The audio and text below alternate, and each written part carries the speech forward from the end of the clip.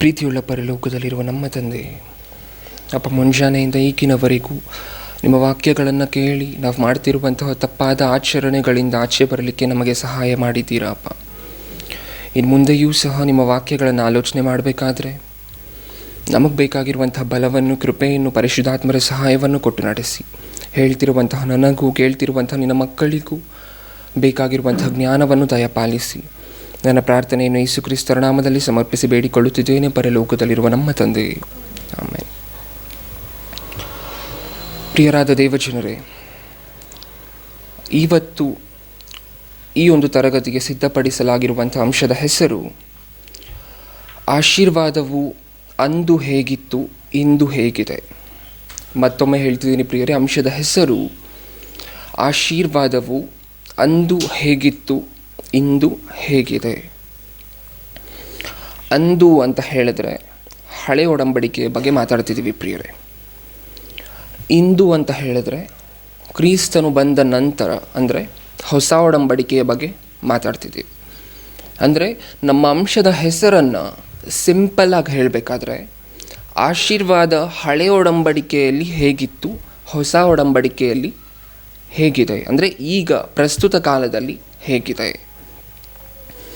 ಒಂದೆರಡು ನಿಮಿಷ ಈ ಅಂಶವನ್ನು ಡಿಪ್ಲೊಮಾ ಇನ್ ಬೈಬಲ್ ಥಿಯಾಲಜಿ 2ನೇ ವರ್ಷದಲ್ಲಿ ಇಡಲಿಕ್ಕೆ ಮುಖ್ಯವಾದ ಕಾರಣ ಏನು ಅಂತ ಹೇಳಿ ಆಲೋಚನೆ ಮಾಡಿದ್ರೆ, ಪ್ರಿಯರೇ, ಪ್ರಪಂಚವನ್ನು ಒಮ್ಮೆ ನೋಡಿದಾಗ ಕ್ರೈಸ್ತರ ಮನೋಭಾವ, ಮನಸ್ಥಿತಿ, ಅವ್ರು ನಂಬಿರುವಂತಹ ನಂಬಿಕೆ ಹೇಗಿದೆ ಅಂದರೆ, ಈಗಲೂ ಸಹ ಹಳೆ ಒಡಂಬಡಿಕೆಯಲ್ಲಿ ಒಂದು ಕಾಲದಲ್ಲಿ ದೇವರು ಭಕ್ತರನ್ನು ಆಶೀರ್ವಾದಿಸಿರುವಂತಹದ್ದು ಸತ್ಯವೇದದಲ್ಲಿ ನಾವು ನೋಡ್ಬೋದು. ಅದೇ ರೀತಿಯಲ್ಲಿ ಹಾಗೆ ನಮ್ಮನ್ನು ಸಹ ಈಗ ಆಶೀರ್ವಾದಿಸ್ತಾರೆ ಅಂತ ಹೇಳಿ ಬಲವಾಗಿ ನಂಬಿದ್ದಾರೆ. ಅಂದರೆ ಒಂದು ಕಾಲದಲ್ಲಿ ಅಬ್ರಹಾಮನನ್ನು ದೇವರು ಆಶೀರ್ವದಿಸಿದ್ರು, ಅದೇ ಥರ ದಾವೀದನನ್ನು ಸಹ ದೇವರು ಆಶೀರ್ವದಿಸಿದ್ರು, ಯೋಸೇಫನನ್ನು ಆಶೀರ್ವದಿಸಿದ್ರು. ಹಾಗೆ ಕೆಲವೊಂದು ಭಕ್ತರನ್ನು ಆಶೀರ್ವದಿಸಿದಾರಲ್ಲ ದೇವರು, ಅದೇ ದೇವರು ಅದೇ ರೀತಿ ಈ ಕಾಲದಲ್ಲೂ ಸಹ ನಮ್ಮನ್ನು ಸಹ ಆಶೀರ್ವದಿಸ್ತಾರೆ. ಅದಕ್ಕೋಸ್ಕರ ನಮ್ಮನ್ನು ಸಹ ಅದೇ ರೀತಿ ಆಶೀರ್ವಾದಿಸ್ತಾರ ಈ ಕಾಲದಲ್ಲೂ, ಇದನ್ನು ತಿಳಿಯಲಿಕ್ಕೋಸ್ಕರನೇ ಈ ಪಾಠವನ್ನು ಇಟ್ಟಿರುವಂತಹದ್ದು. ಈಗ ಅಂಶದ ಒಳಗೆ ಹೋಗೋಣ ಪ್ರಿಯರೇ. ಮೊಟ್ಟ ಮೊದಲು ಕ್ರೈಸ್ತರು ಯಾವ ವಚನವನ್ನು ನೋಡಿ ನಮ್ಮನ್ನೂ ಸಹ ಆಶೀರ್ವಾದಿಸ್ತಾರೆ ಅಂತ ಅನ್ಕೋತಿದ್ದಾರೆ ಅಂತ ಹೇಳಿ ನೋಡಿದಾಗ, ಜ್ಞಾನೋಕ್ತಿಗಳು 10ನೇ ಅಧ್ಯಾಯ 22ನೇ ವಚನ. ಜ್ಞಾನೋಕ್ತಿಗಳು 10ನೇ ಅಧ್ಯಾಯ 22ನೇ ವಚನ. ಈ ವಚನಗಳನ್ನೆಲ್ಲ ತೋರಿಸ್ತಾರೆ ಪ್ರಿಯರೇ. ನೋಡಿ, ಇಲ್ಲಿ ಬರ್ಸಿದಾರಲ್ಲ, ದೇವರು ನಮ್ಮನ್ನು ಆಶೀರ್ವದಿಸ್ತಾರೆ ಅಂತ ಈ ವಚನಗಳನ್ನೆಲ್ಲ ತೋರಿಸ್ತಾರೆ. ಓದಿ. 10. ಯೆಹೋವನ ಆಶೀರ್ವಾದವು ಭಾಗ್ಯದಾಯಕವು, ಅದು ವ್ಯಸನವನ್ನು ಸೇರಿಸದು. ಸಾಕು. ಏನಂತೆ?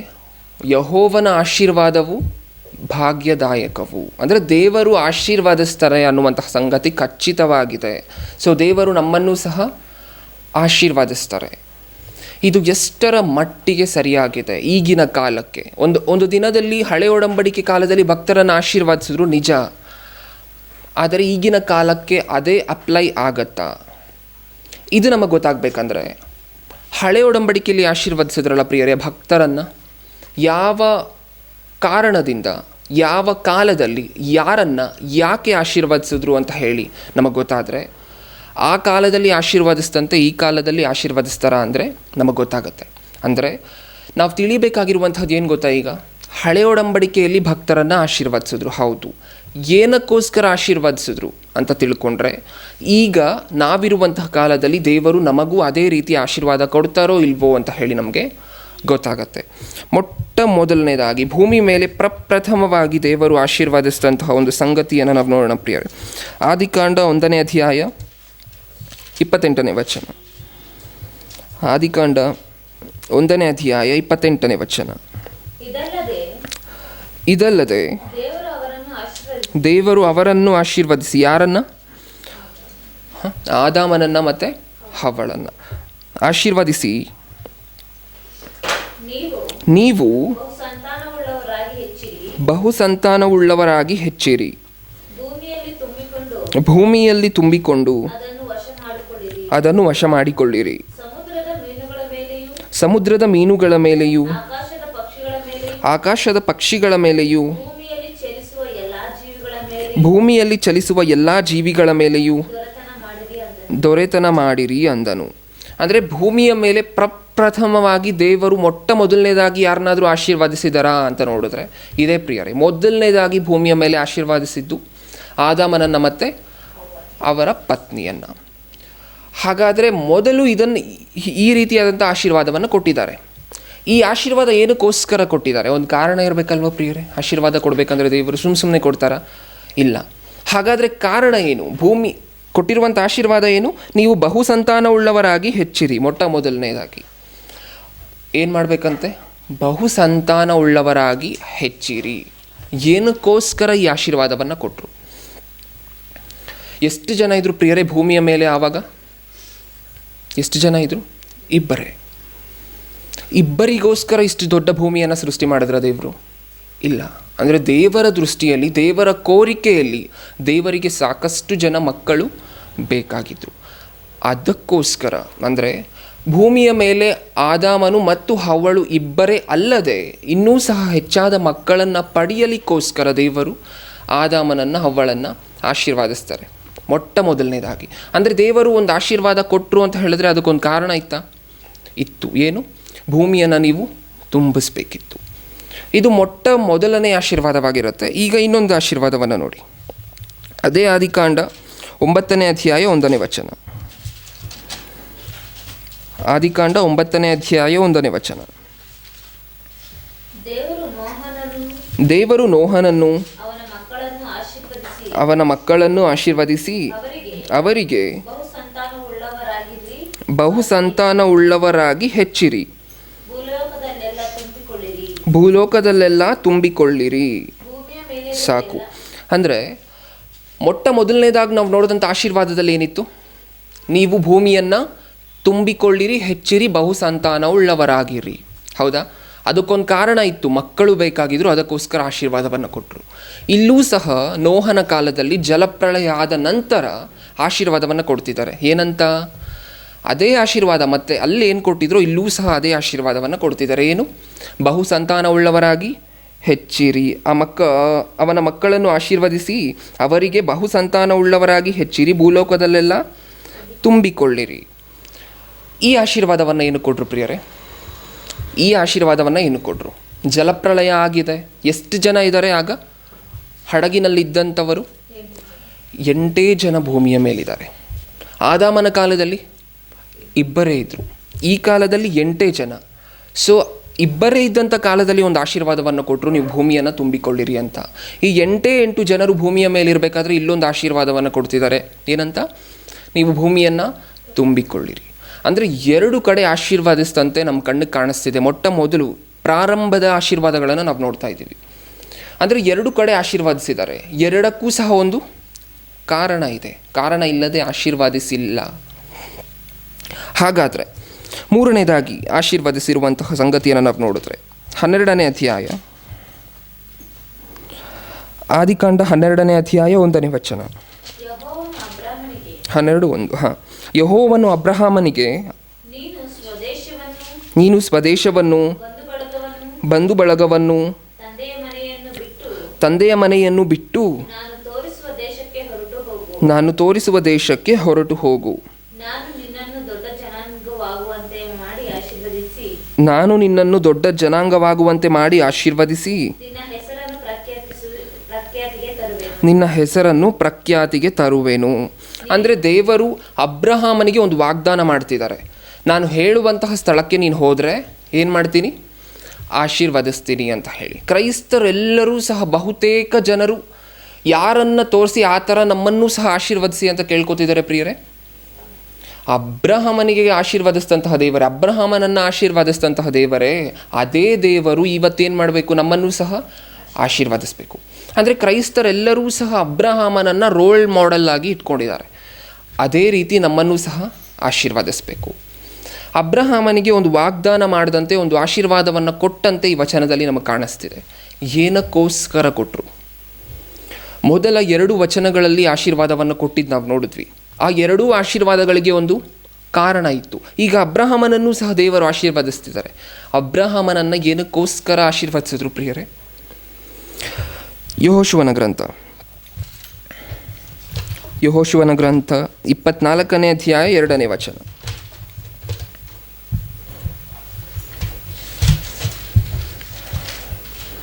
ಯೆಹೋಶುವನ ಗ್ರಂಥ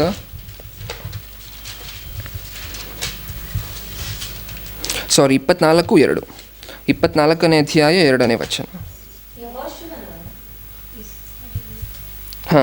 ಯೆಹೋಶುವನು ಅವರೆಲ್ಲರಿಗೆ ನಿಮ್ಮ ದೇವರಾದ ಯೆಹೋವನು ಹೇಳುವುದೇನೆಂದರೆ, ಅಬ್ರಹಾಂ, ನಾಹೋರ್ ಎಂಬವರ ತಂದೆಯಾದ ತೆರಹ ಮೊದಲಾದ ನಿಮ್ಮ ಮೂಲ ಪುರುಷರು ಪೂರ್ವದಲ್ಲಿ ಯೂಫ್ರೆಟಿಸ್ ಹೊಳೆಯ ಆಚೆಯಲ್ಲಿದ್ದು ಅನ್ಯ ದೇವತೆಗಳನ್ನು ಪೂಜಿಸುತ್ತಿದ್ದರು. ಸಾಕು. ಅಂದರೆ ಇಲ್ಲಿ ಏನು ಹೇಳ್ತಿದ್ದಾರೆ ದೇವರು? ಅಬ್ರಹಾಮನು ಮತ್ತು ಅಬ್ರಹಾಮನ ಪೂರ್ವಿಕರು ಯಾವ ರೀತಿ ಕಾರ್ಯಗಳಲ್ಲಿ ತಮ್ಮನ್ನು ತಾವು ತೊಡಗಿಸ್ಕೊಂಡಿದ್ರಂತೆ? ಯೆಹೋಶುವನು ಅವರೆಲ್ಲರಿಗೆ ನಿಮ್ಮ ದೇವರಾದ ಯೆಹೋವನು ಹೇಳುವುದೇನೆಂದರೆ, ಅಬ್ರಹಾಂ, ನಾಹೋರ್ ಎಂಬವರ ತಂದೆಯಾದ ತೆರಹ ಮೊದಲಾದ ನಿಮ್ಮ ಮೂಲ ಪುರುಷರು ಪೂರ್ವದಲ್ಲಿ ಯೂಫ್ರೆಟಿಸ್ ಹೊಳೆಯ ಆಚೆಯಲ್ಲಿದ್ದು ಅನ್ಯ ದೇವತೆಗಳನ್ನು ಪೂಜಿಸುತ್ತಿದ್ದರು. ಅನ್ಯ ದೇವತೆಗಳನ್ನು ಪೂಜಿಸ್ತಿದ್ರು. ಅಂದರೆ ಯೆಹೋವ ಅನ್ನುವಂಥ ದೇವರನ್ನು ಬಿಟ್ಟಿದ್ರ ಜನ? ಮರ್ತಿದ್ರ ತಂದೆಯಾಗಿರುವಂಥ ದೇವರನ್ನು? ಬಿಟ್ಟಿದ್ರು. ಯೆಹೋವನು ಯಾರು ಅಂತ ಈ ಜನರಿಗೆ ಗೊತ್ತಿಲ್ಲದೆ ಇರುವಂತಹ ಪರಿಸ್ಥಿತಿ ಪ್ರಿಯರೇ. ಅಂದರೆ ದೇವರನ್ನು ಮರ್ತು ಹೋಗಿದ್ರು.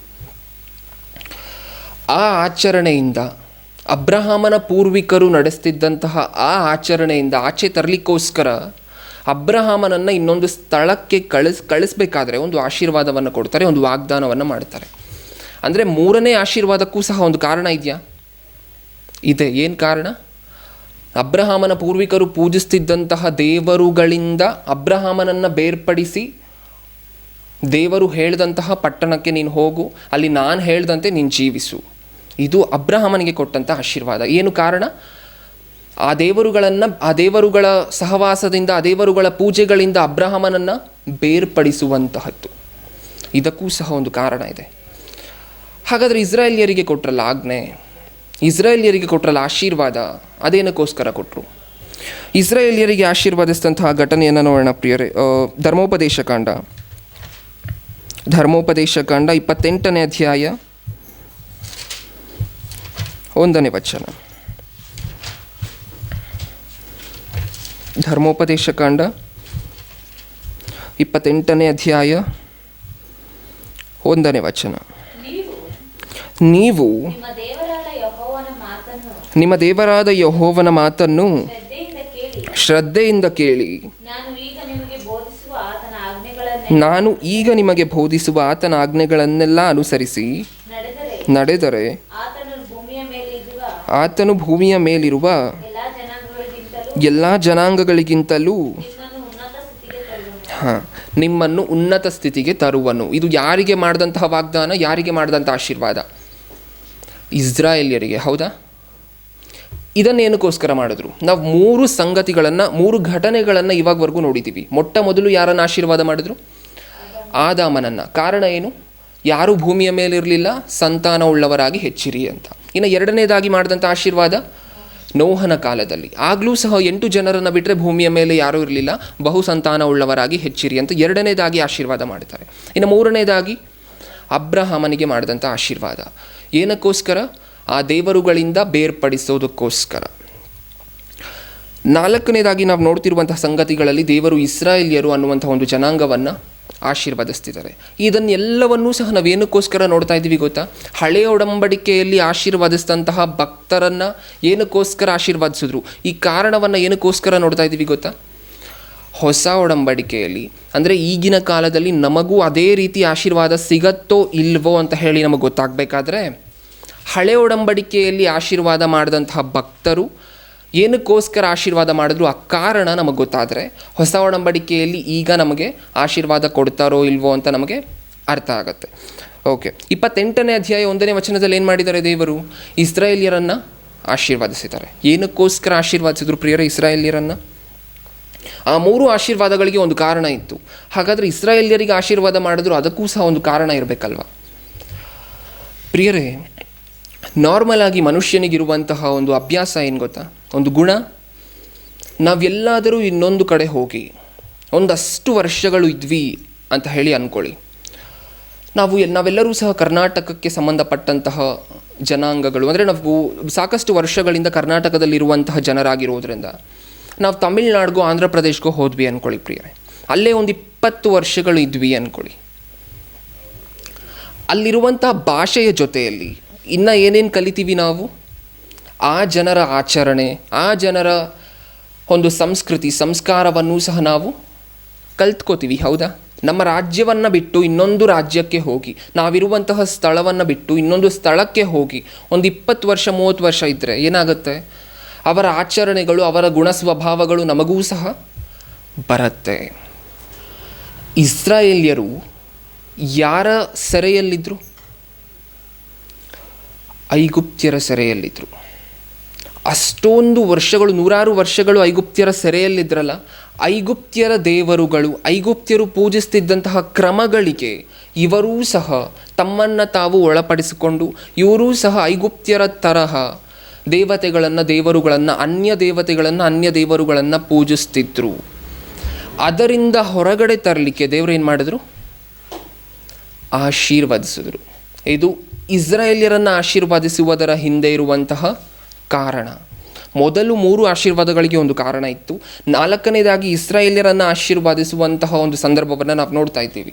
ಇಸ್ರಾಯೇಲ್ಯರನ್ನು ಏನಕ್ಕೋಸ್ಕರ ಆಶೀರ್ವದಿಸಿದ್ರು? ಐಗುಪ್ತ್ಯರ ಸೆರೆಯಲ್ಲಿದ್ದಾಗ ಅದೇ ದೇವರುಗಳನ್ನು ಆರಾಧಿಸುವಂತಹ ಪದ್ಧತಿ ಇವರಿಗೂ ಇತ್ತು. ಇದರಿಂದ ಹೊರಗಡೆ ತರಲಿಕ್ಕೆ ದೇವರು ತನ್ನನ್ನು ತಾನು ತನ್ನ ಮಕ್ಕಳಿಗೆ ಪರಿಚಯ ಮಾಡಿಕೊಳ್ಳಿಕ್ಕೆ ಇಸ್ರಾಯೇಲ್ಯರನ್ನು ಸಹ ಆಶೀರ್ವದಿಸಿದ್ರು. ಹಾಗಾದರೆ ಈಗ ನಮಗೂ ಸಹ ಅದೇ ರೀತಿ ಆಶೀರ್ವಾದ ಇದೆಯಾ ಪ್ರಿಯರೇ? ಇಲ್ಲೊಂದು ವಿಚಿತ್ರವಾದ ಸಂಗತಿ ಇದೆ. ಹಳೆಯ ಒಡಂಬಡಿಕೆಯನ್ನು ಈಗಿನ ಕ್ರೈಸ್ತರು ನೋಡ್ತಾರೆ. ನೋಡಿ, ಅಲ್ಲಿ ದೇವರು ಆಶೀರ್ವದಿಸಿದ್ರಲ್ಲ ಆ ಭಕ್ತರನ್ನೆಲ್ಲ, ನಮ್ಮನ್ನು ಈಗೂ ಆಶೀರ್ವದಿಸ್ತಾರ, ನಮ್ಮನ್ನು ಈಗ ಆಶೀರ್ವದಿಸಿದ್ರೆ ಚೆನ್ನಾಗಿರುತ್ತಲ್ವ ಅನ್ಕೋತಾರೆ. ಅಲ್ಲಿ ದೇವರು ಆ ಜನರಿಗೆ ಆಶೀರ್ವಾದದ ಜೊತೆ ಏನು ಕೊಟ್ಟರು? ಶಾಪವನ್ನೂ ಸಹ ಕೊಟ್ಟರು. ಆ ಶಾಪ ನಮಗೂ ಸಹ ಬಂದರೆ ಚೆನ್ನಾಗಿರುತ್ತೆ ಅಂತ ಯಾರಾದರೂ ಅನ್ಕೋತೀವ? ಇಲ್ಲ. ಮತ್ತು ನಮಗೇನು ಬೇಕು? ಅವ್ರಿಗೆ ಮಾಡಿದಂತಹ ಒಳ್ಳೆಯ ಸಂಗತಿಗಳು, ಅಂದರೆ ಅವ್ರಿಗೆ ಮಾಡಿದಂಥ ಆಶೀರ್ವಾದಗಳಷ್ಟೇ ಬೇಕು. ಒಂದು ವಚನ ನೋಡಿ, ಶಾಪಗಳು ಅವರಿಗಿತ್ತೋ ಇಲ್ವೋ ಅಂತ ಹೇಳಿ ನಮಗೆ ಗೊತ್ತಾಗಬೇಕಂದ್ರೆ ಧರ್ಮೋಪದೇಶ ಕಾಂಡ 11ನೇ ಅಧ್ಯಾಯ 26ನೇ ವಚನ. ಧರ್ಮೋಪದೇಶ ಕಾಂಡ 11ನೇ ಅಧ್ಯಾಯ 26ನೇ ವಚನ. ನೋಡಿರಿ, ಈ ಹೊತ್ತು ನಾನು ಆಶೀರ್ವಾದವನ್ನು ಶಾಪವನ್ನು ನಿಮ್ಮ ಮುಂದೆ ಇಡುತ್ತಿದ್ದೇನೆ. ಯಾರಿಗೆ ಹೇಳ್ತಿರುವಂತಹ ಮಾತು? ಇಸ್ರಾಯೇಲ್ಯರಿಗೆ ಯಾವ ಆಶೀರ್ವಾದ ಕೊಟ್ಟರು ಅದೇ ಆಶೀರ್ವಾದ ನಮಗೂ ಬೇಕು ಅಂತ ಕೇಳ್ಕೊಳ್ತಿರುವಂತಹ ನಾವು ಇಸ್ರಾಯೇಲ್ಯರಿಗೆ ಶಾಪಗಳನ್ನೂ ಸಹ ದೇವರು ಕೊಟ್ಟಿದ್ದಾರೆ. ದೇವರ ಮಾತನ್ನು ಮೀರಿದ್ರೆ ಇಸ್ರಾಯೇಲ್ಯರಿಗೆ ಶಾಪ ಬರ್ತಾ ಇತ್ತು.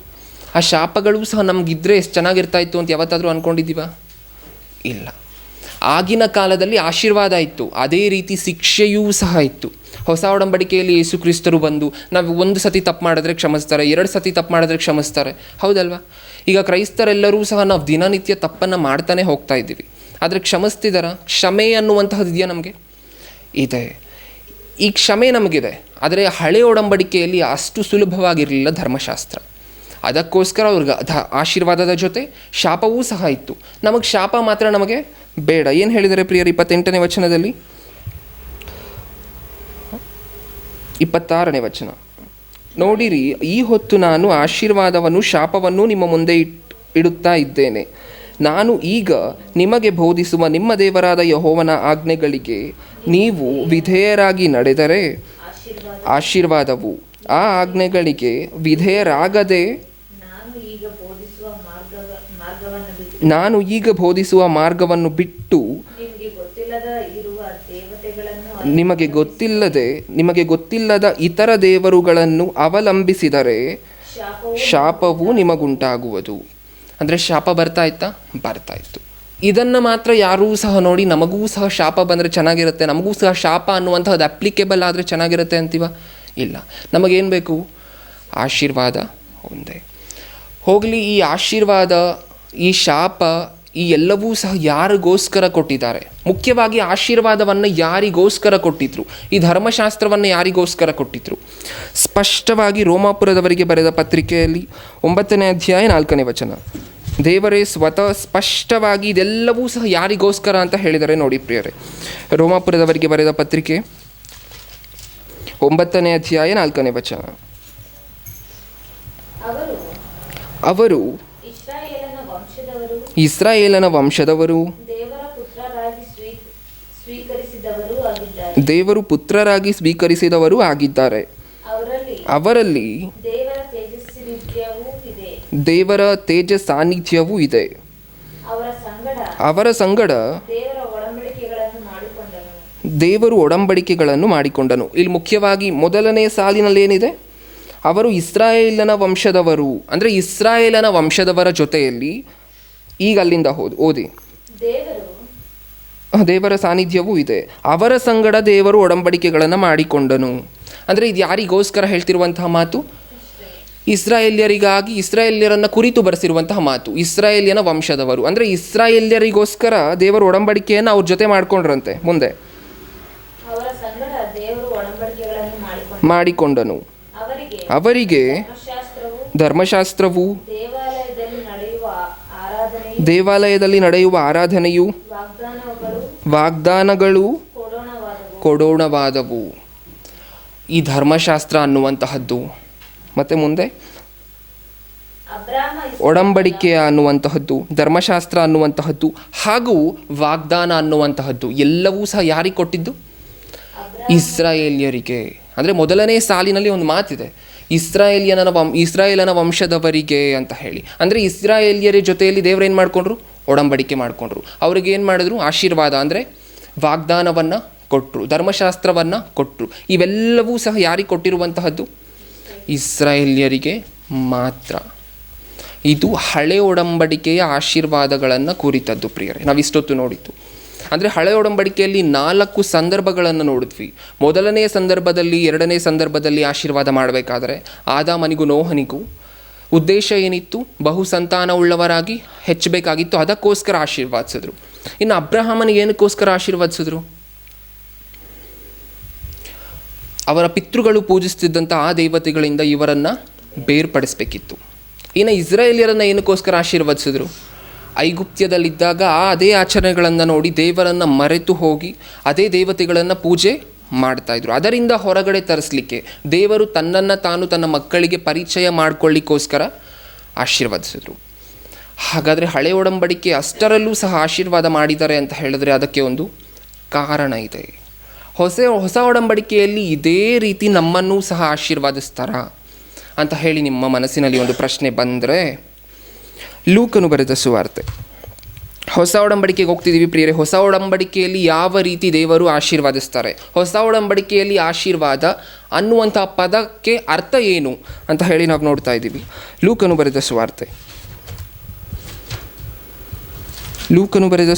1ನೇ ಅಧ್ಯಾಯ 28ನೇ ವಚನ.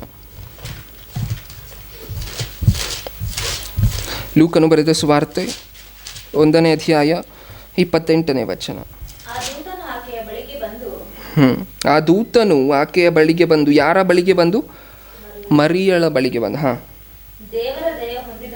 ದೇವರ ದಯೆ ಹೊಂದಿದವಳೇ, ನಿನಗೆ ಶುಭವಾಗಲಿ.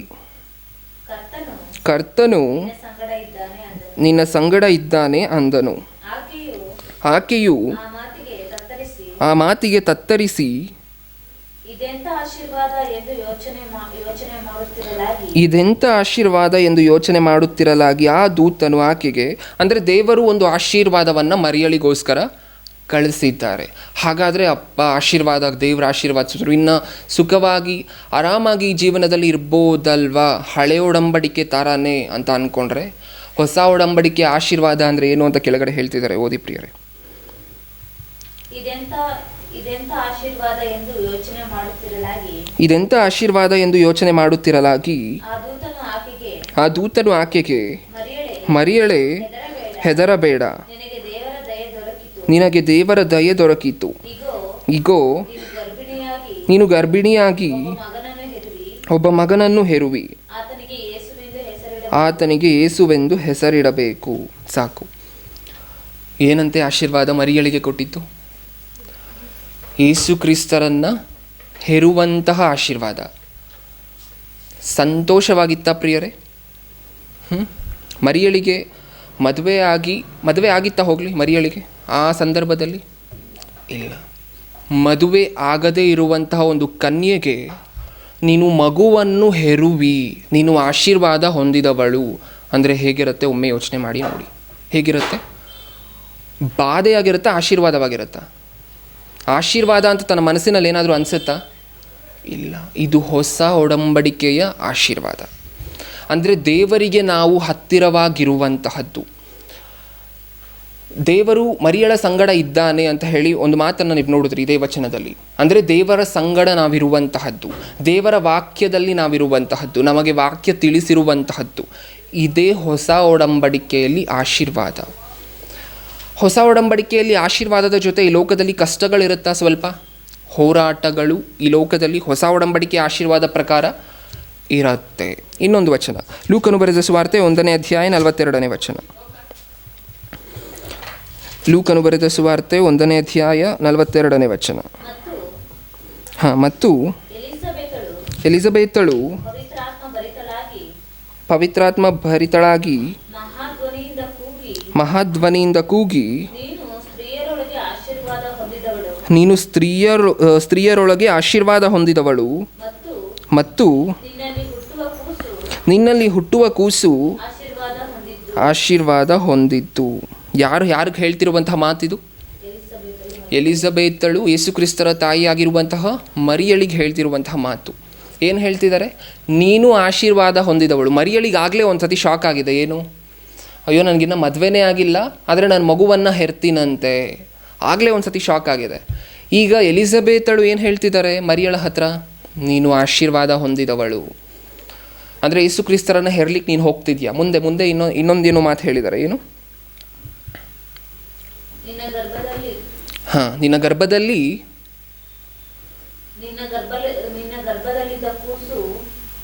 ಆಶೀರ್ವಾದ ಹೊಂದಿದವಳು ಮತ್ತು ನಿನ್ನಲ್ಲಿ ಹುಟ್ಟುವ ಕೂಸು ಆಶೀರ್ವಾದ ಹೊಂದಿತ್ತು. ಯಾರು? ಮರಿಯಳಲ್ಲಿ ಹುಟ್ಟಿದಂತಹ ಕೂಸು ಯಾರು? ಯೇಸು ಕ್ರಿಸ್ತರು. ಹೌದಲ್ವಾ? ನಿನ್ನ ಗರ್ಭದಲ್ಲಿ ಹುಟ್ಟಿದಂತಹ ಕೂಸು ಆಶೀರ್ವಾದ ಹೊಂದಿದ್ದು. ಅಂದರೆ ಯೇಸು ಕ್ರಿಸ್ತರು ಸಹ ಆಶೀರ್ವಾದವನ್ನು ಹೊಂದಿದವರು. ಯೇಸು ಕ್ರಿಸ್ತರು ಆರಾಮಾಗಿದ್ರ ಈ ಲೋಕದಲ್ಲಿ? ಹೋಗಲಿ, ಆಶೀರ್ವಾದವನ್ನು ಹೊಂದಿರುವಂತಹ ಕೂಸದು ಅಂತ ಹೇಳಿ ಆರಾಮಾಗಿದ್ರ ಈ ಲೋಕದಲ್ಲಿ?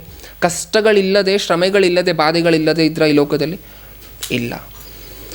ಅಂದರೆ ಮೊದಲು ಆಶೀರ್ವಾದ ಹೊಂದಿದಂತಹ ಮರಿಯಳಿಗೂ ಸಹ ಕಷ್ಟ ಅನ್ನುವಂತಹದ್ದು ಈ ಲೋಕದಲ್ಲಿ ತಪ್ಪಲಿಲ್ಲ. ಮರಿಯಳ ಗರ್ಭದಲ್ಲಿ ಹುಟ್ಟಿದಂತಹ ಆ ಕೂಸು ಯಾರು? ಯೇಸು ಕ್ರಿಸ್ತರು. ಯೇಸು ಕ್ರಿಸ್ತರೂ ಸಹ ಆಶೀರ್ವಾದ ಹೊಂದಿದಂತಹ ಕೂಸು ಅಂತ ನೀವು ಈಗ ತಾನೇ ಮಾತನ್ನು ನೋಡಿದ್ರಿ. ಅಂದರೆ ಯೇಸು ಕ್ರಿಸ್ತರಿಗೂ ಸಹ ಆಶೀರ್ವಾದ ಹೊಂದಿದ್ರು. ಯೇಸು ಕ್ರಿಸ್ತರು ಸಹ. ಯೇಸು ಕ್ರಿಸ್ತರು ಈ ಲೋಕದಲ್ಲಿ ನೆಮ್ಮದಿಯಿಂದ ಜೀವನ ಮಾಡಿದ್ರೆ, ಶಾಂತವಾಗಿ ಅಬ್ರಾಮನಿಗೆ ಕೊಟ್ಟಿರುವಂತಹ ಥರ ದೇಶ ಯಾವುದಾದ್ರೂ ಕೊಟ್ಟರೆ ಯೇಸು ಕ್ರಿಸ್ತರಿಗೆ? ಇಲ್ಲ. ಅಂದರೆ ಯೇಸು ಕ್ರಿಸ್ತರಿಗೆ ತಲೆ ಇಡಲಿಕ್ಕೂ ಸಹ ಸ್ಥಳ ಇಲ್ಲ. ಆ ರೀತಿ ಇದ್ರೂ ಸಹ ಆಶೀರ್ವಾದ ಹೊಂದದಂಥವರೇ ಯೇಸು ಕ್ರಿಸ್ತರು. ಯಾಕೆ? ದೇವರಿಗೆ ಸಮೀಪವಾಗಿದ್ದರು. ಮರಿಯಳ ಜೊತೆಯಲ್ಲಿ ದೇವರಿದ್ದರು ಅಂತ ಈಗ ತಾನೇ ನೀವು ಮಾತನ್ನು ಓದಿದ್ರಿ. ಅಂದರೆ ನಾವು ದೇವರಿಗೆ ಸಮೀಪವಾಗುವಂತಹದ್ದು ಅಥವಾ ವಾಕ್ಯಕ್ಕೆ ಸಮೀಪವಾಗುವಂತಹದ್ದೇ ಹೊಸ ಒಡಂಬಡಿಕೆಯ ಪ್ರಕಾರ ಆಶೀರ್ವಾದ.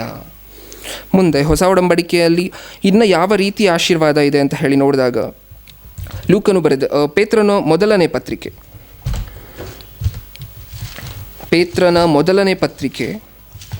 4ನೇ ಅಧ್ಯಾಯ 12ನೇ ವಚನ.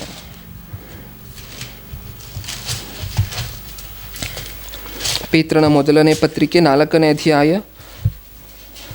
12ನೇ ವಚನ. ಪ್ರಿಯರೇ, ನೀವು ಪರಿಶೋಧನೆಗಾಗಿ ಪುಟಕ್ಕೆ ಹಾಕಲ್ಪಟ್ಟದ್ದಕ್ಕೆ ಆಶ್ಚರ್ಯಪಡಬೇಡಿರಿ.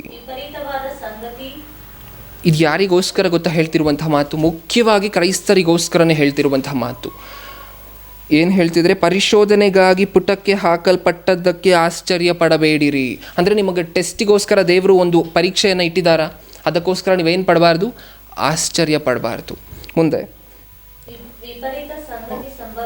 ವಿಪರೀತವಾದ ಸಂಗತಿ ಸಂಭವಿಸಿತೆಂದು ಯೋಚಿಸಬೇಡಿರಿ.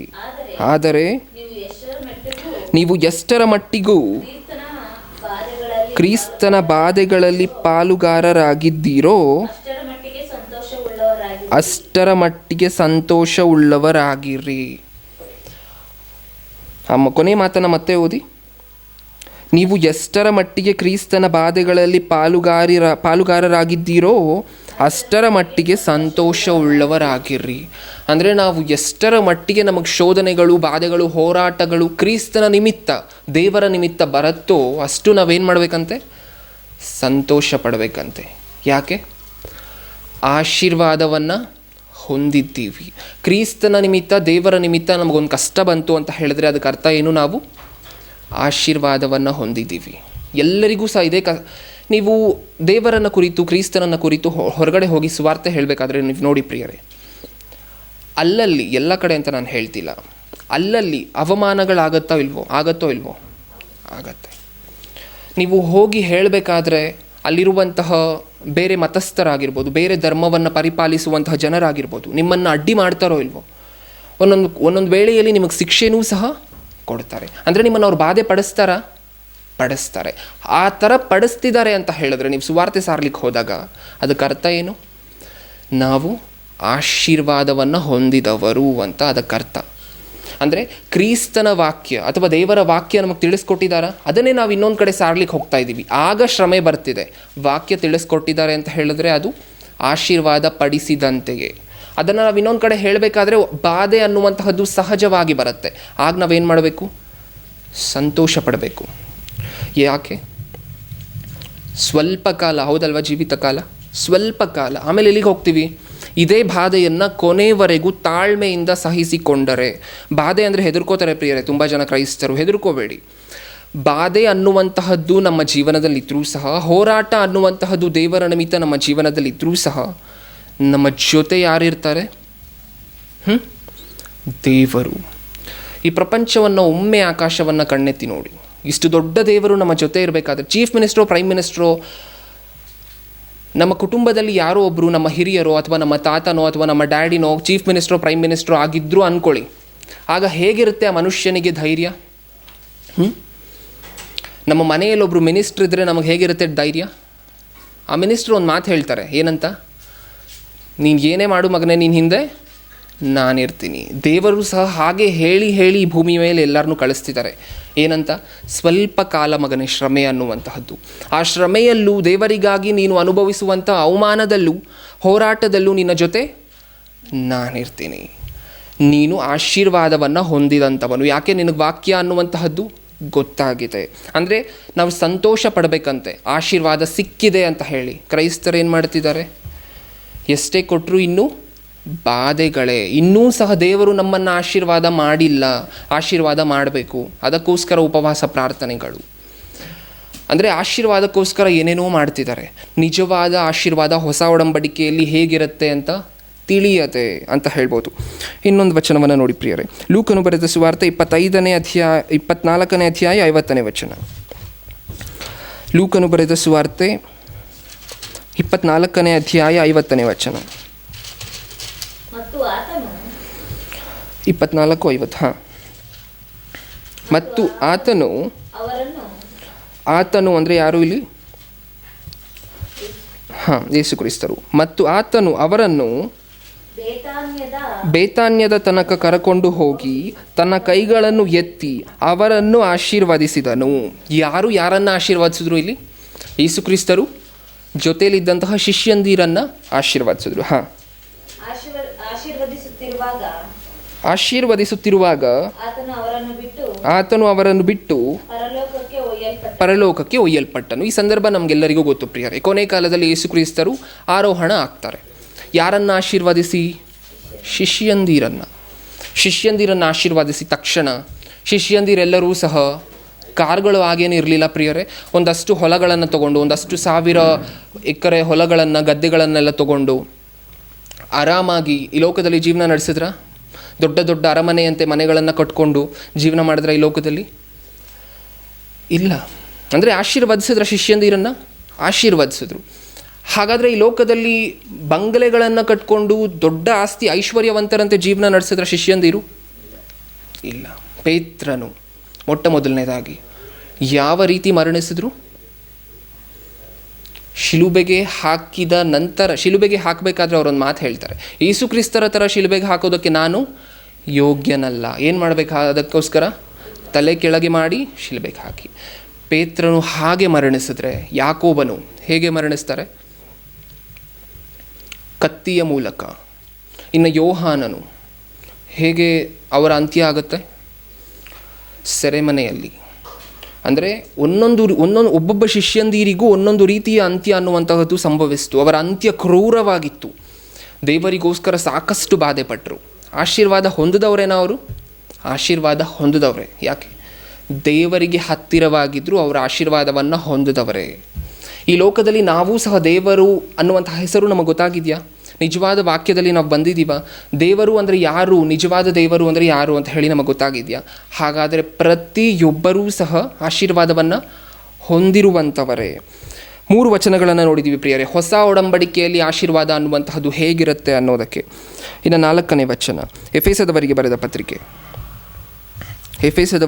ಪತ್ರಿಕೆ 1ನೇ ಅಧ್ಯಾಯ 3ನೇ ವಚನ. ನಮ್ಮ ಕರ್ತನಾದ ಯೇಸು ಕ್ರಿಸ್ತನ ದೇವರು, ಎಫೆಸದವರಿಗೆ ಬರೆದ ಪತ್ರಿಕೆ 1ನೇ ಅಧ್ಯಾಯ 3ನೇ ವಚನ. ನಮ್ಮ ಕರ್ತನಾದ ಯೇಸು ಕ್ರಿಸ್ತನ ದೇವರು, ನಮ್ಮ ಕರ್ತನಾದ ಯೇಸು ಕ್ರಿಸ್ತನ ದೇವರು ತಂದೆಯೂ ಆಗಿರುವ ಆತನಿಗೆ ಸ್ತೋತ್ರ. ತಂದೆಯೂ ಆಗಿರುವ ಆತನಿಗೆ ಸ್ತೋತ್ರ. ಆತನು ಪರಲೋಕದಲ್ಲಿನ ಸಕಲ ಆತ್ಮೀಯ ವರಗಳನ್ನು ನಮಗೆ ಕ್ರಿಸ್ತ ಯೇಸುವಿನಲ್ಲಿ ಅನುಗ್ರಹಿಸಿದ್ದಾನೆ. ಸಾಕು. ಹಾಗಾದರೆ ಇಲ್ಲೊಂದು ಮಾತನ್ನು ಹೇಳಿದ್ದಾರೆ ಪ್ರಿಯರೇ, ನಮ್ಮ ಕರ್ತನಾದ ಯೇಸು ಕ್ರಿಸ್ತನ ದೇವರು ತಂದೆಯೂ ಆಗಿರುವ ಆತನಿಗೆ ಸ್ತೋತ್ರ. ಆತನು ಪರಲೋಕದಲ್ಲಿನ ಸಕಲ ಆತ್ಮೀಯ ವರಗಳನ್ನು ನಮಗೆ ಕ್ರಿಸ್ತ ಯೇಸುವಿನಲ್ಲಿ ಅನುಗ್ರಹಿಸಿದ್ದಾನೆ. ಅಂದರೆ ನಮಗೆ ಕೊಟ್ಟಿರುವಂತಹ ವರಗಳು, ಅಂದರೆ ನಮಗೆ ಕೊಟ್ಟಿರುವಂತಹ ಆಶೀರ್ವಾದ ಯಾವ ರೀತಿಯಾಗಿರುವಂತಹದ್ದು ಹೊಸ ಒಡಂಬಡಿಕೆಯಲ್ಲಿ? ಆತನು ಪರಲೋಕದಲ್ಲಿನ ಸಕಲ ಆತ್ಮೀಯ ವರಗಳನ್ನು ಅನ್ನುವಂಥ ಪದವನ್ನು ಬಳಕೆ ಮಾಡಿದ್ದಾರೆ. ಆತ್ಮೀಯ ವರಗಳು ಅಂದರೆ ಏನು? ಆತ್ಮಕ್ಕೆ ಸಂಬಂಧಪಟ್ಟಿರುವಂತಹದ್ದು. ಅಬ್ರಹಾಮನಿಗೆ ಒಂದು ದೇಶವನ್ನು ಕೊಟ್ಟರು, ಕಣ್ಣಿಗೆ ಕಾಣಿಸುತ್ತಾ ಇಲ್ವಾ? ಕಾಣಿಸುತ್ತೆ. ನಮ್ಮ ಕಣ್ಣಿಗೆ ಕಾಣಿಸುವಂತಹದ್ದು ಯಾವುದೂ ಸಹ ಆತ್ಮಕ್ಕೆ ಸಂಬಂಧಪಟ್ಟಿರುವಂತಹದ್ದಲ್ಲ ಪ್ರಿಯರೇ. ಇದನ್ನು ನಾವು ತಿಳಿಬೇಕು. ನಮ್ಮ ಕಣ್ಣಿಗೆ ಕಾಣದೇ ಇರುವಂತಹದ್ದು ಮಾತ್ರ ಆತ್ಮಕ್ಕೆ ಸಂಬಂಧಪಟ್ಟಿರುವಂತಹದ್ದು.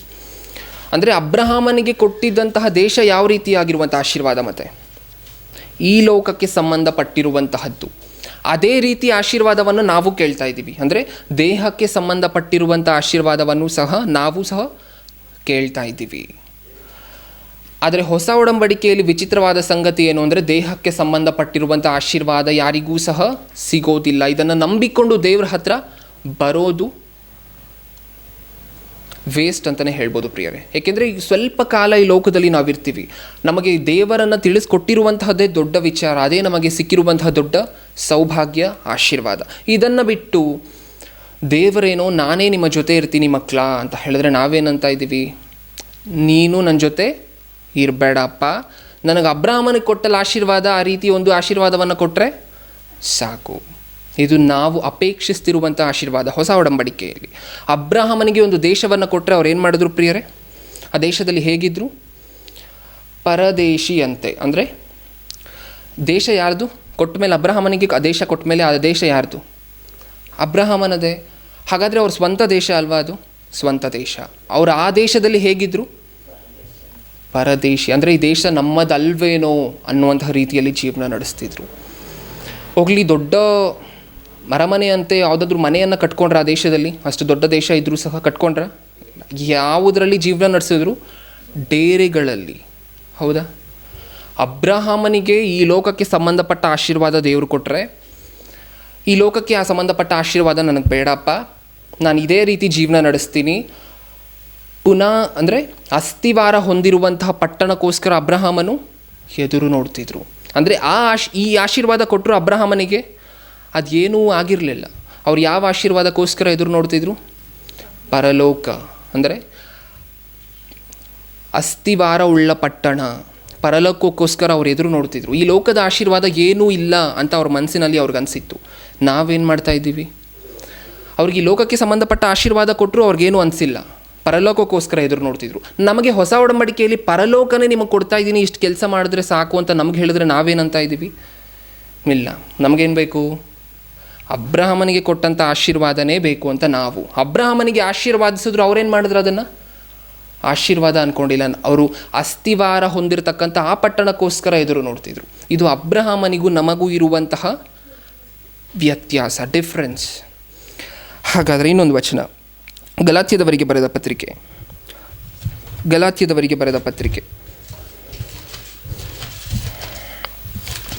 3ನೇ ಅಧ್ಯಾಯ 8ನೇ ವಚನ.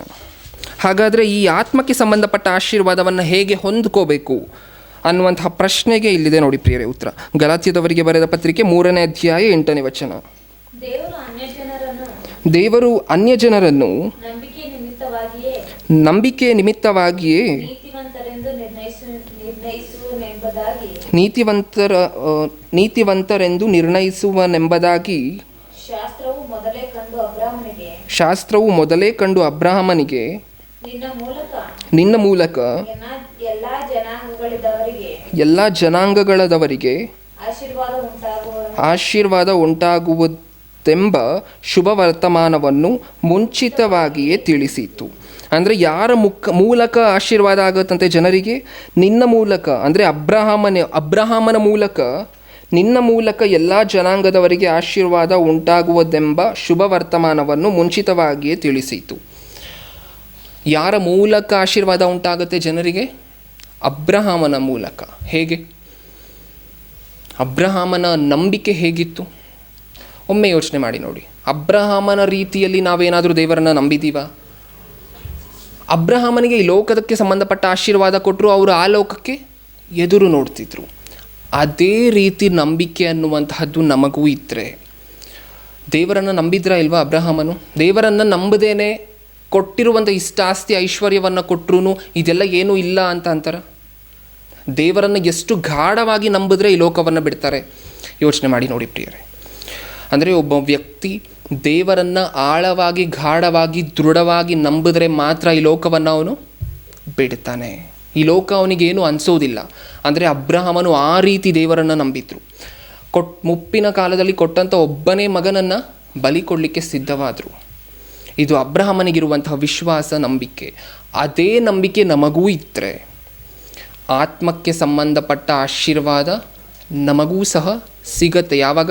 ಅಬ್ರಹಾಮನ ರೀತಿಯಲ್ಲಿ ದೇವರನ್ನು ನಾವು ನಂಬಬೇಕು. ಅಂದರೆ ಈ ಲೋಕ ಆದಮೇಲೆ ಇನ್ನೊಂದು ಲೋಕ ಇದೆ ಅಂತ ನಾವು ನಂಬಬೇಕು. ಪ್ರಿಯರೇ, ಕ್ರೈಸ್ತರಲ್ಲಿ ಸಾಕಷ್ಟು ಜನರಿಗೆ ಈ ಲೋಕ ಆದಮೇಲೆ ಇನ್ನೊಂದು ಲೋಕ ಇದೆ ಅನ್ನುವುದರ ಬಗ್ಗೆ ಆಸಕ್ತಿ ಇಲ್ಲ. ಈ ಲೋಕದಲ್ಲಿ ನಮ್ಮನ್ನು ಹೇಗೆ ಆಶೀರ್ವದಿಸ್ತಾರೆ?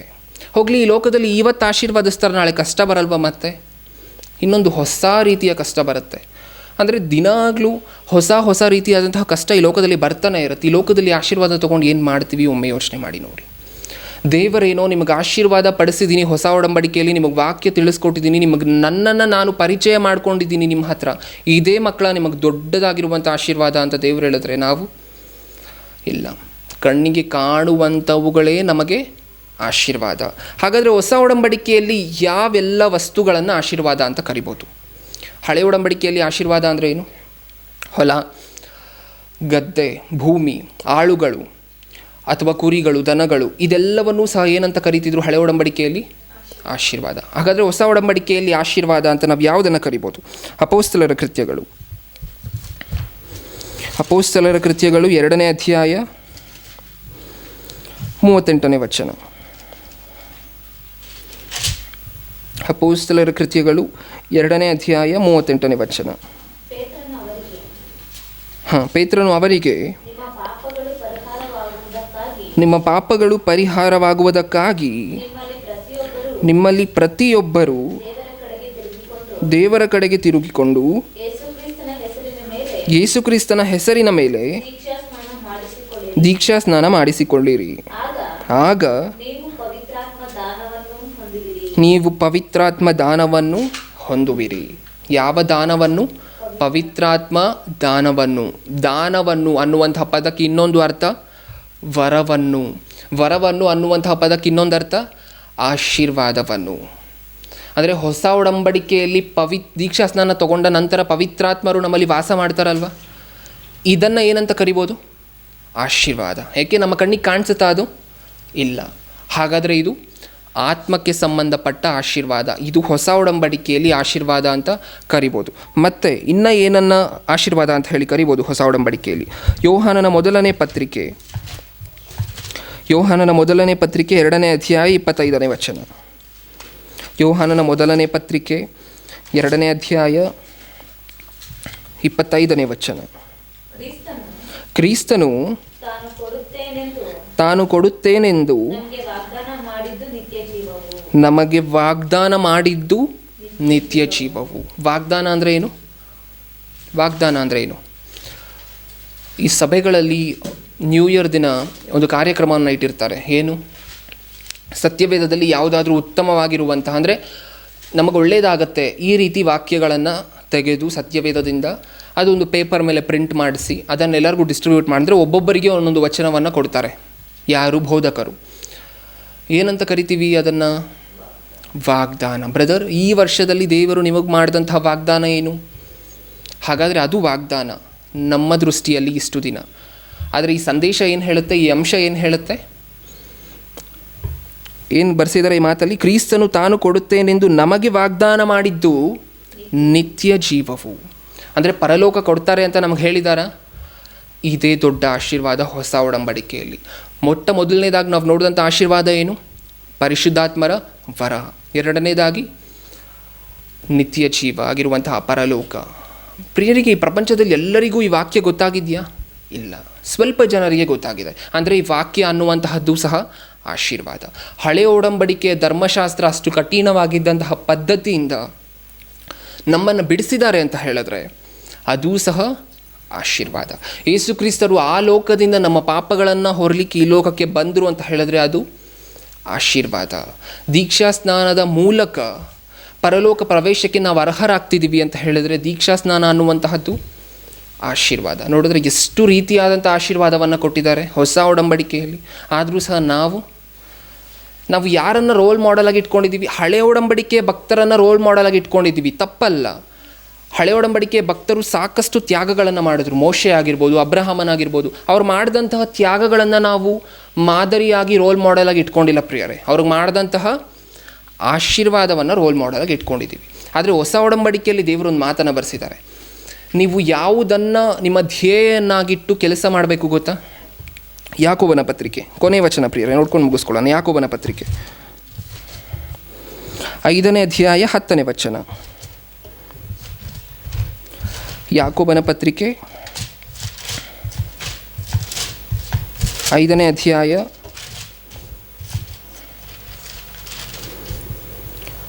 10ನೇ ವಚನ.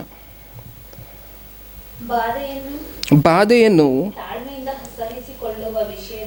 ತಾಳ್ಮೆಯಿಂದ ಸಹಿಸಿಕೊಳ್ಳುವ ವಿಷಯದಲ್ಲಿ ಕರ್ತನ ಹೆಸರಿನಿಂದ ಮಾತಾಡಿದ ಪ್ರವಾದಿಗಳನ್ನೇ ಮಾದರಿ ಮಾಡಿಕೊಳ್ಳಿರಿ. ಅಂದರೆ ನಮಗೆ ರೋಲ್ ಮಾಡೆಲ್, ಇವ್ರ ಥರ ನಾನು ಜೀವಿಸಬೇಕು ಅಂತ ಅಂದ್ಕೊಳ್ಳೋದು ಯಾರನ್ನು ನೋಡಿ ಗೊತ್ತಾ? ಹಳೆ ಒಡಂಬಡಿಕೆಯಲ್ಲಿ ದೇವರು ಅಬ್ರಹಾಮನಿಗೆ ದೊಡ್ಡ ದೇಶವನ್ನು ಕೊಟ್ಟರು. ಇದನ್ನು ನೋಡಿ ನನಗೂ ದೇಶ ಕೊಡಬೇಕು ಅಂದ್ಕೊಳ್ಳುವಂತಹದ್ದಲ್ಲ. ನಾವು ಯಾರನ್ನು ರೋಲ್ ಮಾಡೆಲಾಗಿ ಇಟ್ಕೋಬೇಕಂತೆ? ಅಬ್ರಹಾಮನು ತೋರಿಸಿದಂತಹ ವಿಶ್ವಾಸವನ್ನು ಬೇಕಾದರೆ ರೋಲ್ ಮಾಡೆಲಾಗಿ ಇಟ್ಕೋಬೋದು. ಅದು ಬಿಟ್ಟು ಹೊಸ ಒಡಂಬಡಿಕೆಯಲ್ಲಿ ನಾವು ಯಾರನ್ನು ರೋಲ್ ಮಾಡೆಲಾಗಿ ಮುಖ್ಯವಾಗಿ ಇಟ್ಕೋಬೋದು? ಕರ್ತನ ಹೆಸರಿನಿಂದ ಮಾತಾಡಿದ ಪ್ರವಾದಿಗಳನ್ನೇ.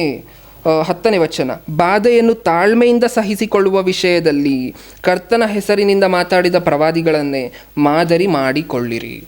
ಅಂದರೆ ಬಾಧೆಯನ್ನು ಅವ್ರು ತಡ್ಕೊಂಡ್ರಲ್ಲ, ಅದೇ ರೀತಿ ನೀವೂ ಸಹ ಕೊನೆಯವರೆಗೂ ಹೋರಾಟವನ್ನು, ದೇವರ ನಿಮಿತ್ತ ನಿಮಗೆ ಶೋಧನೆಗಳು ಬಂದರು, ಅವಮಾನಗಳು ಬಂದರು, ತಡ್ಕೊಂಡು ಇರಬೇಕು.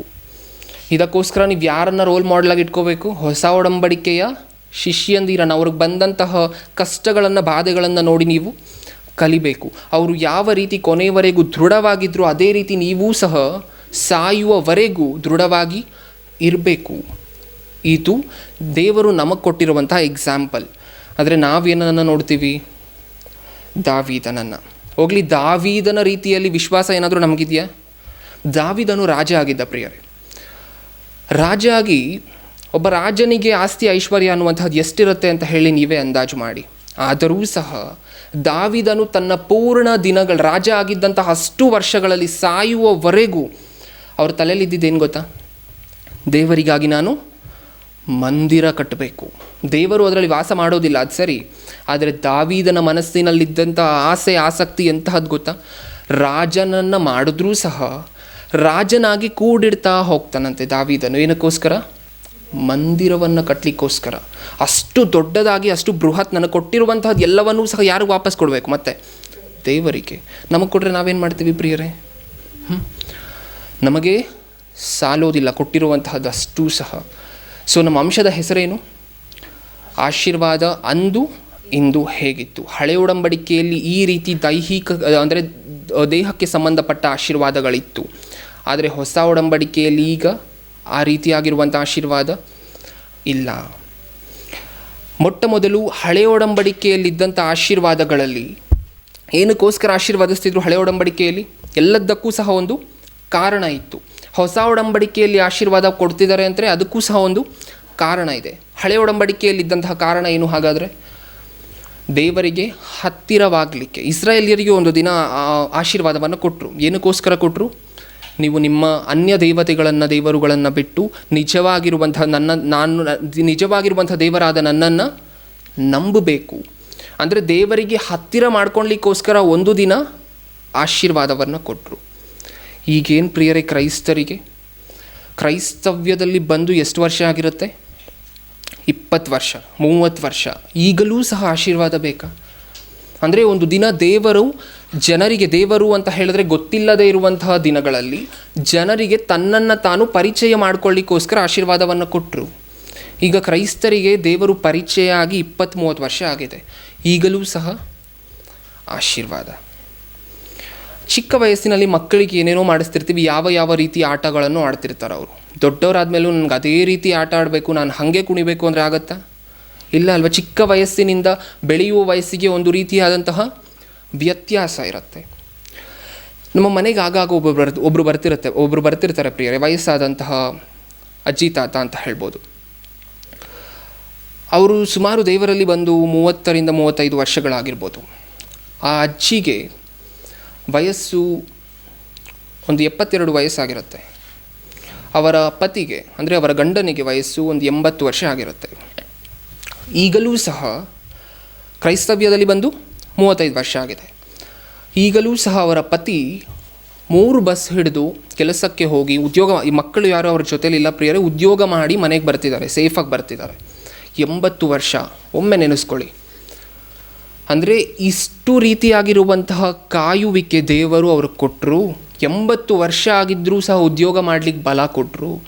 ಈಗೂ ಸಹ ಏನಂತಾರೆ ಗೊತ್ತಾ? ನಮ್ಮ ಮನೆಗೆ ಬಂದಾಗ ನಮಗೊಂದೊಂದು ಸತಿ ಅನಿಸುತ್ತೆ, ಬ್ರದರ್, ಆಶೀರ್ವಾದ ನಮಗಿದೇ ಥರ ಇರೋದಿಲ್ಲ, ಕಷ್ಟ ಒಂದು ದಿನ ಬರುತ್ತೆ, ಆ ದಿನದಲ್ಲಿ ಖಂಡಿತವಾಗಲೂ ದೇವರು ಆಶೀರ್ವಾದಿಸ್ತಾರೆ. ಅಂದರೆ ಈಗಲೂ ಸಹ ಆಶೀರ್ವಾದಕ್ಕೋಸ್ಕರನೇ ಆಶೀರ್ವಾದ ಮುಂದೆ ಯಾವಾಗಲೂ ಬರುತ್ತೆ ಅಂತಲೇ ಜೀವನ ನಡೆಸ್ತಿದ್ದಾರೆ. ಸಾಲ್ದ? ಈಗ ಮಾಡ್ತಿರುವಂಥ ಆಶೀರ್ವಾದ ಅಲ್ವಾ? ಈ ಕಾಯ್ತಿರುವಂತಹ ಕಾಯುವಿಕೆ ಅಲ್ವಾ? 80 ವರ್ಷ ಆಚೆ ಹೋಗಿ ನಮಗೆ ಆಗಾಗಲೇ ಸುಸ್ತಾಗ್ತಿರುತ್ತೆ ಪ್ರಿಯರೇ. ವಯಸ್ಸಿನಲ್ಲಿ ಇರಬೇಕಾದ್ರೇ ಸುಸ್ತಾಗ್ತಿರುತ್ತೆ. ಆ ರೀತಿ ಬಲವನ್ನು ಕೊಟ್ಟರೂ ಸಹ ಬಹುತೇಕ ಕ್ರೈಸ್ತರು ಇದೇ ಮನೋಭಾವವನ್ನು ಹೊಂದಿದ್ದಾರೆ. ಅಂದರೆ ಕೊಟ್ಟಿರುವಂತಹದ್ದನ್ನು ಇವ್ರು ನೆನೆಸ್ಕೋತಿಲ್ಲ.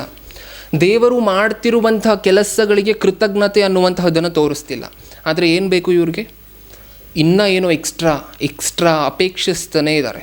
ಅಂದರೆ ಪರಲೋಕಕ್ಕೆ ಸಂಬಂಧಪಟ್ಟ ಯಾವುದೇ ರೀತಿಯಾದಂತಹ ಚಿಂತೆನೂ ಸಹ ಇಲ್ಲ. ಈ ಲೋಕದಲ್ಲಿ ಹೇಗೋ ಆರಾಮಾಗಿರಬೇಕು, ಈ ಲೋಕದಲ್ಲಿ ಹೇಗೋ ಸುಖವಾಗಿರಬೇಕು. ಒಂದು ವೇಳೆ ನಿಮ್ಮ ಮನಸ್ಸಲ್ಲಿ ಒಂದು ಪ್ರಶ್ನೆ ಬರ್ಬೋದು, ಹಾಗಾದರೆ ನಮಗೆ ಈ ಲೋಕದಲ್ಲಿ ಬರೀ ಕಷ್ಟವೇನಾ? ನಮಗೆ ಕಷ್ಟಗಳೇನ, ಬಾಧೆಗಳೇನ? ಊಟಕ್ಕೋಸ್ಕರ ಏನು ಮಾಡುವಂತಹದ್ದು, ಬಟ್ಟೆಗೋಸ್ಕರ ಏನು ಮಾಡುವಂತಹದ್ದು? ಎಷ್ಟು ವಚನಗಳನ್ನು ಬರೆಸಿಲ್ಲ ಸತ್ಯವೇದದಲ್ಲಿ. ನಿಮ್ಮ ತಂದೆ ಅಂದರೆ ಈ ಮನುಷ್ಯರೆಲ್ಲರೂ ಸಹ ನಾವು ಕೆಟ್ಟವರೇ, ಎಲ್ಲರೂ ಸಹ ಪಾಪಿಗಳೇ.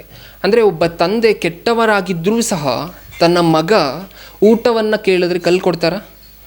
ಸತ್ಯವೇದದಲ್ಲಿ ಬರೆಸಿರುವಂತಹ ಮಾತೇ ಅಲ್ವಾ? ಕಲ್ಲು ಕೊಡ್ತಾರಾ? ಇಲ್ಲ. ಏನು ಕೊಡ್ತಾರೆ? ಊಟ ಕೊಡ್ತಾರೆ. ಕೆಟ್ಟವರಾಗಿದ್ದಂತಹ ತಂದೆನೇ ತನ್ನ ಮಗ ಊಟವನ್ನು ಕೇಳಿದ್ರೆ ಕಲ್ಲು ಕೊಡೋದಿಲ್ಲ. ಇನ್ನು ಒಳ್ಳೆಯವರಾಗಿರುವಂತಹ ಆ ತಂದೆ ಈ ಜೀವನದಲ್ಲಿ ಹುಟ್ಟಿಸಿದ ಮೇಲೆ ಅವರ ಕೆಲಸದಲ್ಲಿ ನಾವಿದ್ದರೆ ನಮ್ಮನ್ನು ಪೋಷಿಸೋದಿಲ್ವಾ? ಪೋಷಿಸ್ತಾರೆ. ಇದು ಆಶೀರ್ವಾದ ಅಲ್ವಾ? ಈ ಲೋಕದಲ್ಲಿ ಇನ್ನೂ ಸಹ ಎಕ್ಸ್ಟ್ರಾ ಬೇಕಾ ನಮಗೆ? ಇನ್ನೂ ಏನೋ ಬೇಕು, ಹೋಗಲಿ ಇದು ಅಂದ್ಕೊಂಡಿರ್ತಾರೆ, ಇದನ್ನು ಕೊಟ್ಟರೆ ಇನ್ನೂ ಸುಮ್ಮನೆ ಇರ್ತಾರ? ಇನ್ನೊಂದು ಕೋರಿಕೆ, ಇನ್ನೊಂದು ಲಿಸ್ಟನ್ನು ದೇವ್ರ ಮುಂದೆ ಇಡ್ತಾರೆ. ಅಪ್ಪ ನನಗಿದು ಬೇಕು, ಇದು ಕೊಟ್ಟರೆ ಇವು ನನ್ನನ್ನು ಆಶೀರ್ವಾದಿಸ್ತಂತೆ.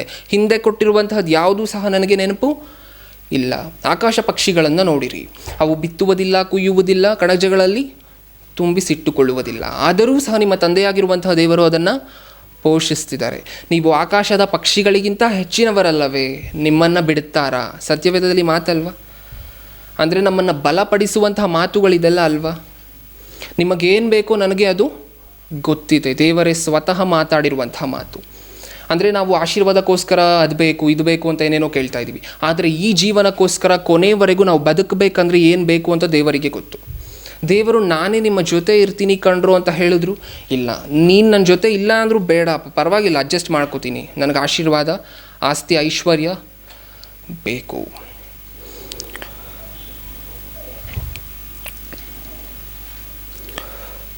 ಕೊನೆಯದಾಗಿ ಪ್ರಿಯರೇ, ಈ ಅಂಶಕ್ಕೆ ಸಂಬಂಧಪಟ್ಟ ಎಲ್ಲ ಉದಾಹರಣೆಗಳನ್ನು ನಾವು ನೋಡಿ ಮುಗಿಸಿದ್ದೀವಿ. ಹಾಗಾದರೆ ಹಳೆ ಒಡಂಬಡಿಕೆಯಿಂದ ಈಗಿನ ಕಾಲಕ್ಕೆ ವ್ಯತ್ಯಾಸ ಅನ್ನುವಂತಹದ್ದು ಆಶೀರ್ವಾದದಲ್ಲಿ ಇದೆಯಾ ಅಂತ ಹೇಳಿದ್ರೆ ಖಂಡಿತವಾಗಲೂ ಇದೆ. ನೀವು ಯಾರ ಮುಂದೆನಾದರೂ ಒಬ್ಬ ಮದುವೆ ಆಗದೇ ಇರುವಂತಹ ಒಬ್ಬ ಹುಡುಗ ಅಥವಾ ಹುಡುಗಿ ನೀವು ಆಶೀರ್ವಾದ ತೊಗೋಬೇಕಾದ್ರೆ ಅವ್ರು ಯಾವ ರೀತಿ ನಿಮ್ಮನ್ನು ಆಶೀರ್ವದಿಸ್ತಾರೆ? ಯಾವ ರೀತಿ ಆಶೀರ್ವದಿಸ್ತಾರೆ? ಮದುವೆ ಆಗಿಲ್ಲ ಅಂತ ಹೇಳಿದ್ರೆ ಶೀಘ್ರಮೇವ ಕಲ್ಯಾಣ ಪ್ರಾಪ್ತಿರಸ್ತು. ಹಾಗಂದರೆ ಏನು? ಅತಿ ಬೇಗನೆ ಒಂದು ವರನೋ ಅಥವಾ ವಧುನೋ ಸಿಕ್ಕಿ ಮದುವೆ ಆಗಲಿ ಅಂತ. ಮದುವೆ ಆಯಿತು ಅಂದ್ಕೊಳ್ಳಿ, ಮತ್ತೆ ಬಂದು ಆಶೀರ್ವಾದ ತೊಗೋತೀರಾ ಅಂದ್ಕೊಳ್ಳಿ, ಅದೇ ರೀತಿ ಆಶೀರ್ವಾದ ಮಾಡಿದ್ರು ಅಂದ್ಕೊಳ್ಳಿ, ಸರಿ ಇರುತ್ತಾ? ಅದು ಕಾಲಕ್ಕೆ ತಕ್ಕಂತೆ ಆಗಬೇಕಾಗಿರುವಂತಹ ಘಟನೆಗಳು ನಡಿಬೇಕು. ಮದುವೆ ಆದ ನಂತರ ಏನಂತ ಆಶೀರ್ವದಿಸ್ತಾರೆ? ಸುಪುತ್ರ ಪ್ರಾಪ್ತಿರಸ್ತು, ಹೌದಲ್ವಾ? ಅಥವಾ ದೀರ್ಘ ಸುಮಂಗಲಿ ಭವ ಹುಡುಗಿಯಾಗಿದ್ದರೆ. ಅಂದರೆ ಒಬ್ಬರು ಈ ಲೋಕದಲ್ಲಿ ಆಶೀರ್ವಾದಿಸುವಂತಹ ಪದ್ಧತಿಗಳಿಗೆ ಕಾಲಕ್ಕೆ ವ್ಯತ್ಯಾಸ ಇದೆ. ಇನ್ನು ಆ ತಂದೆಗೆ ಭವಿಷ್ಯತ್ ಅನ್ನುವಂತಹದ್ದು ಗೊತ್ತು. ಹಳೆ ಒಡಂಬಡಿಕೆಯಲ್ಲಿ ಯಾವ ರೀತಿ ಆಶೀರ್ವಾದಿಸಬೇಕು, ಹೊಸ ಒಡಂಬಡಿಕೆಯಲ್ಲಿ ಜನರೇ ಇಲ್ಲ ಪ್ರಿಯರೇ ದೇವರನ್ನು ಕುರಿತು ಮಾತನಾಡುವಂಥವರು ಈ ಸಮಾಜದಲ್ಲಿ ನೀವು ಮಾತನಾಡಬೇಕು. ಅದಕ್ಕೋಸ್ಕರ ನಿಮಗೆ ವಾಕ್ಯ ತಿಳಿಸ್ಕೊಡ್ತೀನಿ, ಇದೇ ನಿಮಗೆ ಆಶೀರ್ವಾದ ಮಕ್ಕಳೇ. ಇದನ್ನು ನೀವು ಸರಿಯಾಗಿ ಮಾಡಿದ್ರೆ ನಿಮಗೆ ದೊಡ್ಡ ಆಶೀರ್ವಾದ ಪರಲೋಕ ಅನ್ನುವಂತಹದ್ದು ಕಾದಿದೆ. ಈ ರೀತಿ ಮುಂದಾಲೋಚನೆಗಳನ್ನು ಒಳಗೊಂಡು ತಂದೆ ನಮಗೆ ಆಶೀರ್ವಾದ ಮಾಡಲಿಕ್ಕೆ ರೆಡಿ ಇದ್ದರೆ ನಾವು ಮಾತ್ರ ಇಲ್ಲ. ನಾವು ಅದೇ ರೀತಿ ಆಶೀರ್ವಾದ, ಆ ಕಾಲದಲ್ಲಿ ಮಾಡಿದಂಥ ಆಶೀರ್ವಾದನೇ ನಮಗೆ ಈ ಕಾಲದಲ್ಲೂ ಸಹ ಬೇಕು. ಇದು ತಪ್ಪು ಪ್ರಿಯರೇ. ದೇವರು ಕೊಟ್ಟಿರುವಂತಹದ್ದಲ್ಲಿ ತೃಪ್ತಿಯಾಗಿ, ದೇವರು ಕೊನೆಯವರೆಗೂ ಜೀವನದಲ್ಲಿ ಎಷ್ಟೇ ಕಷ್ಟ ಬಂದರೂ ಬಾಧೆ ಬಂದರೂ ನಡೆಸ್ತೀನಿ ಅಂತ ಹೇಳಿದ್ದಾರೆ. ಅವರು ವಾಗ್ದಾನ ಮಾಡಿದ ಮೇಲೆ ನಡೆಸ್ತಾರೆ. ನಂಬಿಗಸ್ತರು ಅಂತ ದೇವರಿಗೊಂದು ಹೆಸರಿದೆ. ಆದರೆ ಇನ್ನೂ ಏನೋ ಬೇಕು, ಇನ್ನೂ ಆಶೀರ್ವದಿಸಬೇಕು, ನನಗೆ ಬಂಗ್ಲೆ ಬೇಕು, ಬೆನ್ಸ್ ಕಾರ್ ಬೇಕು, ಈ ರೀತಿಯಾಗಿ ಆಶಿಸುವಂತಹದ್ದು ತಪ್ಪು. ಹಾಗಾದರೆ ಈ ಸಂದೇಶದಿಂದ ನಮ್ಗೆ ಗೊತ್ತಾಗಿದ್ದೇನು? ಹಳೆ ಒಡಂಬಡಿಕೆಯ ರೀತಿಯಲ್ಲಿ ಈಗ ಆಶೀರ್ವಾದ ಮಾಡೋದಿಲ್ಲ. ಈಗ ಆಶೀರ್ವಾದ ಅಂದರೆ ಆತ್ಮಕ್ಕೆ ಸಂಬಂಧಪಟ್ಟಿರುವಂತಹದ್ದು. ಸೊ ನಮಗೆ ವಾಕ್ಯ ತಿಳಿಸ್ಕೊಟ್ಟಿದ್ದಾರೆ, ದೇವರು ತನ್ನನ್ನು ತಾನು ಪರಿಚಯ ಮಾಡಿಕೊಂಡಿದ್ದಾರೆ ಅಂತ ಹೇಳಿದ್ರೆ ನಮ್ಮನ್ನು ಆಶೀರ್ವಾದ ಪಡಿಸಿದ್ದಾರೆ ಅಂತ ಹೇಳಿ ಅದರ ಅರ್ಥ. ಕಣ್ಮುಚ್ಕೊಳ್ಳಿ, ಪ್ರಾರ್ಥನೆ ಮಾಡಿ ಮುಗಿಸ್ಕೊಳ್ಳೋಣ. ಪ್ರೀತಿಯುಳ್ಳ ಪರಲೋಕದಲ್ಲಿರುವ ನಮ್ಮ ತಂದೆಗೆ ಈ ಒಂದು ಮಹೋನ್ನತವಾದ ದಿನವನ್ನು ಕೊಟ್ಟಿಕ್ಕಾಗಿ ನಿಮಗೆ ಸ್ತೋತ್ರ ಅಪ್ಪ. ಹೌದು ತಂದೆ, ನೀವು ಹಿಂದಿನ ದಿನಗಳಲ್ಲಿ ಮಾಡಿದಂತಹ ಸಹಾಯವನ್ನು, ಆಶೀರ್ವಾದವನ್ನು ನಾವು ನೆನೆಯದೆ ಇನ್ನೂ ಸಹ ಏನೋ ಬೇಕು, ಹಳೆ ಒಡಂಬಡಿಕೆಯ ರೀತಿಯಲ್ಲಿ ಆ ಭಕ್ತರನ್ನು ಆಶೀರ್ವಾದಿಸಿದಂತಹ ರೀತಿಯಲ್ಲಿ ನಮ್ಮನ್ನೂ ಸಹ ಆಶೀರ್ವದಿಸ್ರಿ ಅಂತ ಹೇಳಿ ಇಷ್ಟು ದಿನ ತಪ್ಪಾದ ಮನೋಭಾವಗಳನ್ನು, ಆಲೋಚನೆಗಳನ್ನು ಹೊಂದಿದ್ವಿ. ನಿಮ್ಮ ವಾಕ್ಯವನ್ನು ತಿಳಿದ ನಂತರ ಇರುವಂತಹ ಒಂದೇ ಒಂದು ಆಶೀರ್ವಾದ ಆಗಿರುವಂತಹ ಪರಲೋಕಕ್ಕೋಸ್ಕರ ಎದುರು ನೋಡುವಂತಹ ಮಕ್ಕಳನ್ನಾಗಿ ಮಾರ್ಪಡಿಸಿ ಆ ತವಕವನ್ನು, ಜ್ಞಾನವನ್ನು ನಮಗೆ ದಯಪಾಲಿಸಿ. ನನ್ನ ಪ್ರಾರ್ಥನೆಯನ್ನು ಯೇಸು ಕ್ರಿಸ್ತರ ನಾಮದಲ್ಲಿ ಸಮರ್ಪಿಸಿ ಬೇಡಿಕೊಳ್ಳುತ್ತಿದ್ದೇನೆ, ಪರಲೋಕದಲ್ಲಿರುವ ನಮ್ಮ ತಂದೆ. ಆಮೆನ್.